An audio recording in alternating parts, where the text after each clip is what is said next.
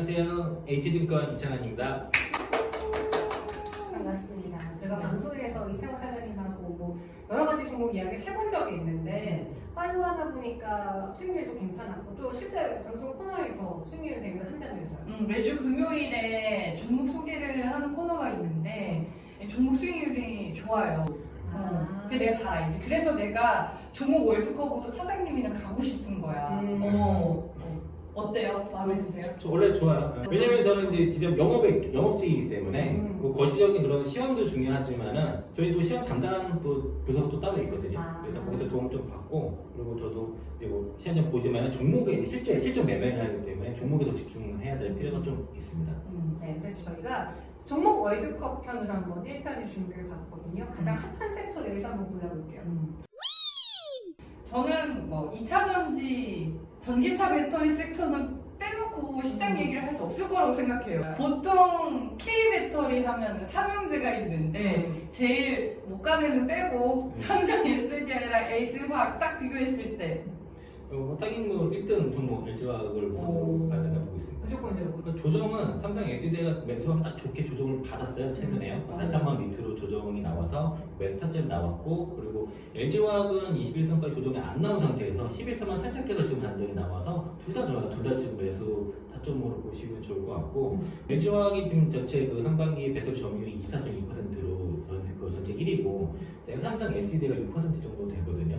그래서 물론 두 회사 다 그 전년 대비해서 뭐 거의 100% 가까이 성장을 했지만 월등히 그 LG화학이 지금 점유율이 높고 그때 이제 매일경제신문에서 나왔던 얘기가 이슈가 이제 유럽차 배터리 점유율 70%가 LG화학이다라고 얘기가 나왔는데 지금 최근 5월달, 6월달, 7월달 데이터 보면은 그 유럽 그 전기차 각 국의 성장률이 다 세 자릿수예요. 거의 200% 거의 300% 육박하는 게 매달 그런 상황이고 이런 이슈는 코로나로 인해서 유럽 각국이 지원책을 되게 많이 하다 보니까 오히려 잘 팔리는 거예요. 그러니까 코로나 이후에 정책들이 더 많이 나오기 때문에 가장 무서운 거는 이제 2023년까지는 이제 내연기관차는 아예 팔지 못하니까 다 차를 바꿔야 되는 그렇죠. 지금 상황이 시대가 이제 바뀌는 시대고 그리고 그 LG화학의 그 배터리 쪽의 그 성장률이 워낙 지금 영업 시장이 지금 잘 나오기 때문에 거기 시장에서 가장 그 핫하게 그런 게 LG화학이고 LG화학이 지금 전체 대장 역할을 하고 있다고 이렇게 볼 수 있겠습니다.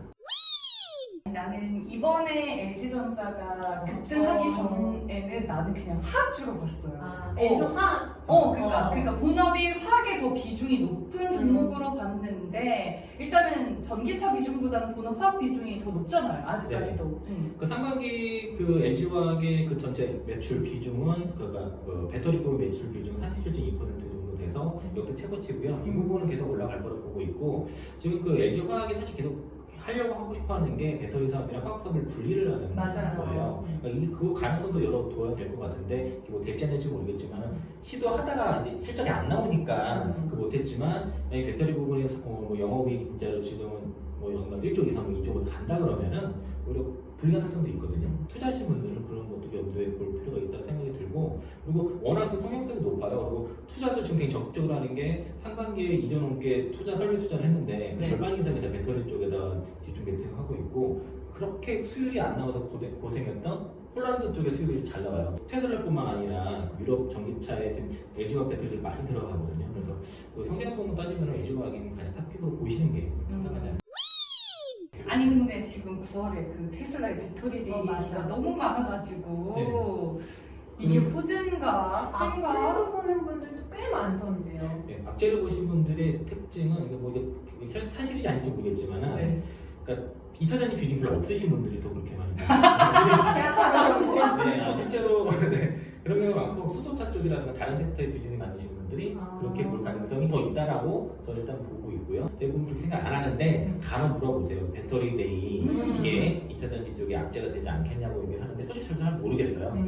이게 어떤 얘기 나올지 저는 잘 모르기 때문에 그런데 그 지금 CATL가 뭔가 한다고 하지만 그 기사 내용도 잘 보면 CATL이 뭐 그 새로운 배터리 만드는데 목표가 뭐 그 10년 안에 뭐 만든다고 하니까 너무 먼 얘기지 않나요?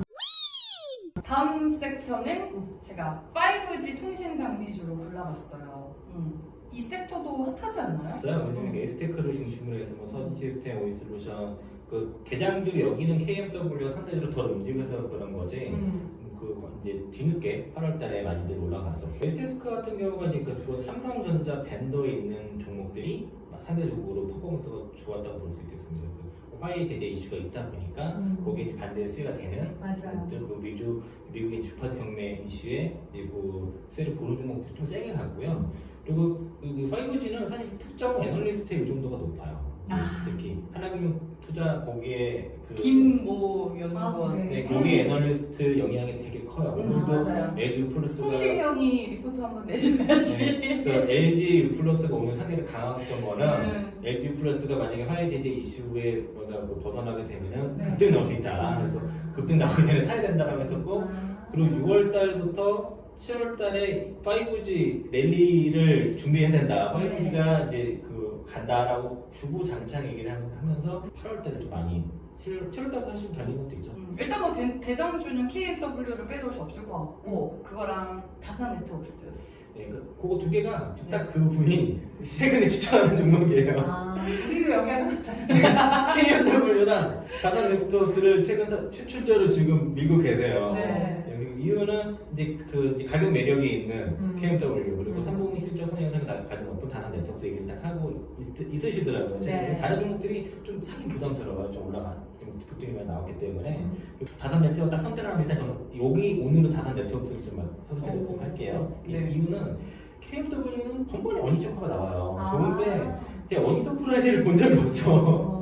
이번 2분기 또 어니 쇼크 나왔거든요. 근데 주가 별로 빠지지 주가 안 않았어요. 빠졌잖아. 네, 지금은 그 2분기 실적 중요하게 보고 있지는 않아요. 다 이제 이후에 하반기를 다 중요하게 보고 있기 때문에 그래서 그 KMW는 어쨌든 재작년에 영업 적자가 심했는데 작년에 1,400억대 영업이익이 나왔고 올해 영업 컨센서스가 한 1,400억에서 1,700억 사이거든요. 내년 정도에 한 2,000억대 이상을 보고 있는 거고 다산 네트워크스가 작년에 적자였어요.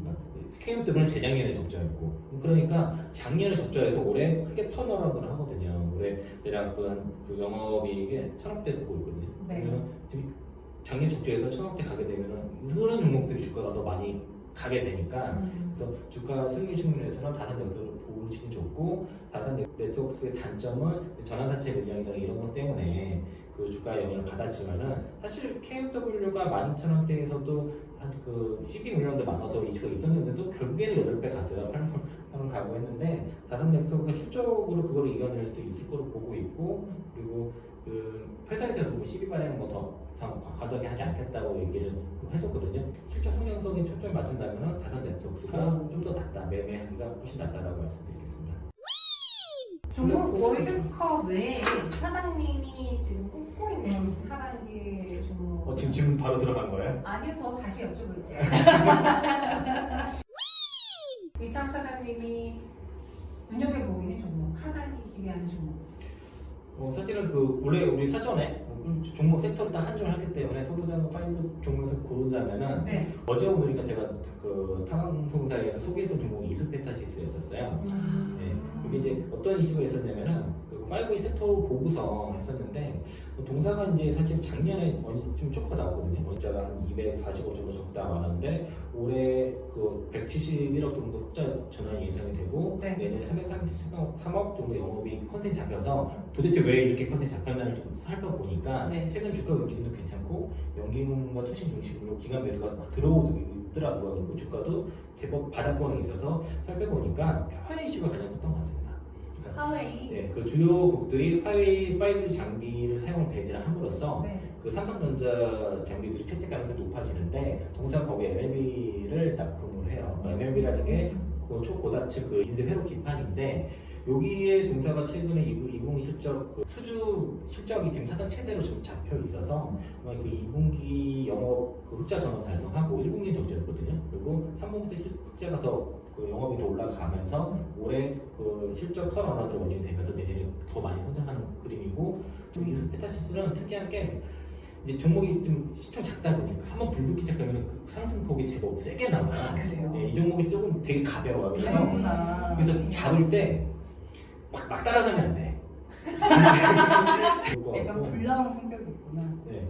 그리고 원래 이제 이 회사가 가장 적자가 났던 이유 중에 하나가 연성 PCB 쪽인데 이 부분은 완전 철수를 지금 단행을 하고 있어요. 거의 이제 마무리됐다 그러면은 네. 사업의 리스크도 일단 줄어들 것이고 그 또 문제가 됐던 게 분국법인이거든요. 그쪽이 적자폭이 최근에 많이 감소를 해가지고 그래서 실적 오래 좀 돌아설 것 같아요. 그래서 그 5A 장비에 대한 그 배제 이슈에 가장 좀 수혜가 되는 게 숨어있는 종목이 이스페타시스 볼 수 있겠고 이 회사가 이제 주가 움직임이 제법 되게 가벼운 회사다. 그래서 네. 뭐 소액으로 해볼 만한 종목이고요. 지금 오늘 5,100원 찍다가 밀려서 5,000원 초반이거든요. 그러니까 5,000원 정도면 충분히 5천 몇십 원에 마감됐을 거예요. 네, 5,000원 정도면 살만만 해요. 목표 주가 그럼 얼마로 봐요, 이스페타시스? 이런 그 짧게 그냥 6,000원이 아, 너무 슬프잖아요. 내가 질문을 하는 게 기대되잖아요. 그러니까 적극적인 부분인데 가격은 이렇게 잡아놓고서 시세를 봐야 돼요. 아, 이게 좀 이 종목이 한번 올라가면 안 쉬고 올라가는 특성이 좀 있어서 이게 한번 얘가 탄력 붙으면 되게 네. 잡기 어려울 정도로 이렇게 움직이는 특성이 있어요. 그래서 되게 가벼운 종목이기 때문에 아직 그 공격적인 시세가 탄 건 아닌데 기관들이 되게 많이 들어와 있어요. 네. 그래서 오늘처럼 누렸을 때 좀 잡아놓고서 실적은 확실히 작년 적자가 올해 크게 돌기 때문에 걱정할 건 없다. 밀리면 물려도 더 사볼 만하다 말씀드릴게요. 그러면 아름답게 좀 포장을 해서 1차 목표 주가 6,000원으로 마무리하는 거. 6,000원 도달하면은 네. 다시 예상하겠습니다. 좋아요, 구독 눌러주세요.